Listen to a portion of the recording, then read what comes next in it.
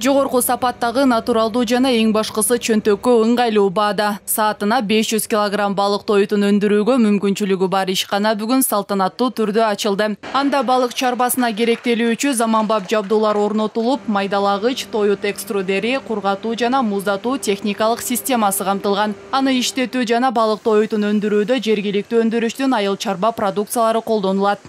Балык тоюттарын өндүрүүдө ушул ишкананын заманбап техникалык каражаттары чоң роль ойнойт. Бул жерде ушул техникаларга тоютка керектелүүчү бардык азыктар кошулат. Алардын бардыгы даярдалып бүткөндөн кийин мына акырында ушундай тоюттар даяр болот. Ишканага алынып келинген жабдуулар БУнун азык-түлүк жана айыл чарба уюмунун финансылык колдоосу менен ишке ашырылды. Балык чарбасын өнүктүрүү долбоорунун алкагында техникаларды колдонууга жана тоютту өндүрүүгө атайын адистер окуудан өткөн. Алар балыктын калдыктарын, дан эгиндерин чогултуп, техниканын жардамы менен жем чыгара баштайт.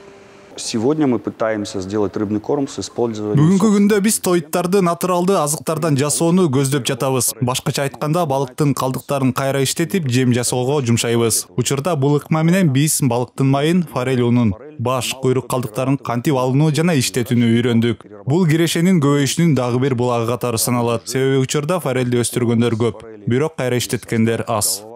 Бүгүнкү күндө аталган жергиликтүү ишкананын карамагында балык багуу иштери дагы өз нугунда жүрүүдө. Учурда ал жерде форельдин 2 түрү топтолгон атайын аянтча бар. Анда балыктарга делген натуралдуу тоюттар берилип, калдыктарын кайра иштетүүдөн тамак аштын түрлөрү жасалат.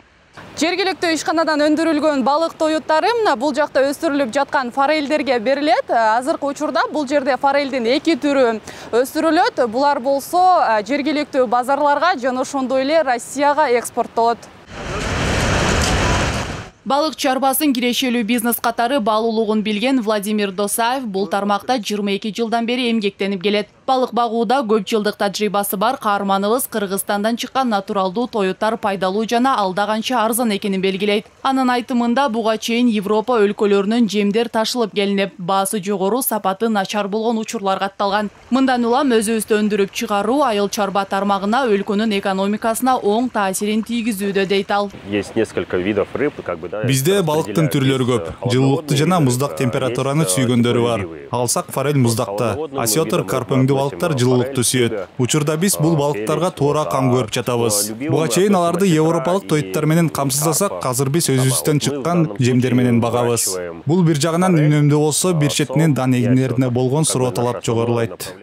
Учурда айыл чарба министрлиги балык чарбасын мындан ары түптөө жана өнүктүрүү боюнча жигердүү чараларды көрүп жатат. Азыркы тапта бассейн, капас, көлмөлөр салынып, башка өлкөлөрдүн технологиясын жана тажрыйбасын колдонуу менен аталган тармак өнүгүү жолунда. Министрдин орун басары Муратбек Байдылдаевдин айтымында балык өстүрүүчүлөр акыркы жылдарда республикабыздын азык-түлүк коопсуздугуна салым кошуп, өлкө рыногун балык жана балык азыктары менен камсыз кыла баштады. Бул именно өзүбүздөн чыга турган эле ошол эле бугай, арпа, кукуруза, жымыктардан местный корм болуп саналат.